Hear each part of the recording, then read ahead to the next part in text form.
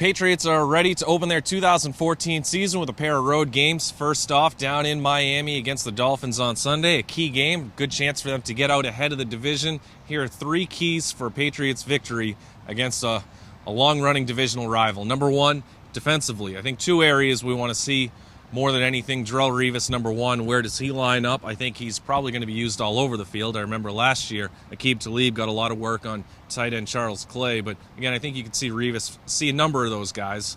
Mike Wallace is the biggest name. And then number two, before we'll kind of hit them both at the start, the front seven. They had a great pass rush throughout the entire preseason, and the Miami Dolphins offensive line was just an embarrassment last year. They completely remade it, so that's good that they acknowledged the problem. The bad thing is their five projected starting offensive linemen started a total of 0 games for the Dolphins last season.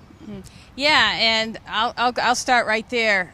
In the preseason, we saw some great things from Chandler Jones and, the pass rush in general. And that was a thing that really, had to improve or, really get going.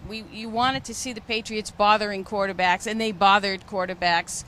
They bothered Cam Newton in the second preseason game. If they're going to get to Tannehill, that's a huge thing. And that also goes back to the work of the secondary in Darrelle Revis and the host of players they have back there right now. Yes, I can't wait to see what they do with Revis. Will he be on Wallace? Will he be on Clay? Are they going to move him around like they did Aqib Talib?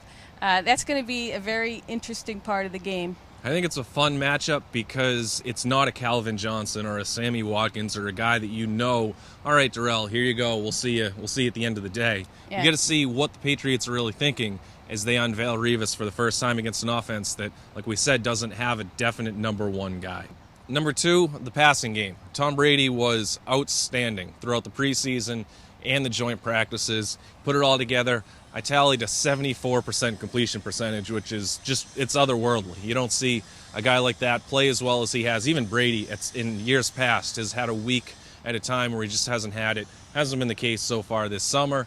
Edelman, Amendola look terrific. Kenbrell Tompkins, Brandon LaFell have had their moments. Shane Vereen looks great again. Aaron Dobson is on his way back. That Rob Gronkowski guy we keep hearing about is also going to play. I mean, there's no reason to think the Patriots shouldn't have a huge offensive game against the Dolphins.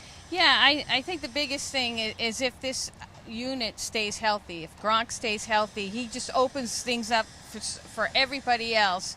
And I think what we saw in the preseason with Brady and the rest of the cast, a comfort level that wasn't there last year with Kenbrell Tompkins.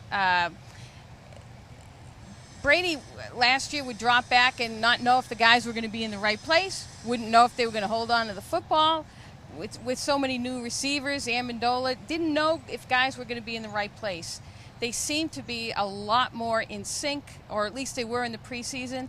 And Brandon LaFell just seems to have picked up the offense so quickly in a short time. Some guys get it, other guys don't. I'm thinking this offense is going to be a lot better than most people think. And as you mentioned, LaFell, as good as he's looked, before Dobson came back and made his preseason debut, as good as LaFell looked, he's 4th on the depth chart. And right. I think that really speaks to the depth that they have. He could be 5th if they think Dobson is ready for even half of the game's reps. Right. And the other thing, and I touched on it this week, they're now stacked to be a very good team in the red zone, which they weren't last year when Gronkowski wasn't in the lineup. They were like 43% in the red zone without Gronkowski. So, again, the weapons are there. The personnel is there.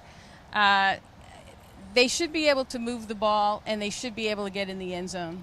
But the if in that statement, it leads us to our third point. Can the Patriots protect Tom Brady? And Nate Solder, Sebastian Vollmer, 2 really solid tackles. You expect those guys to play better once the Bullets are now live, as they have shown throughout their careers.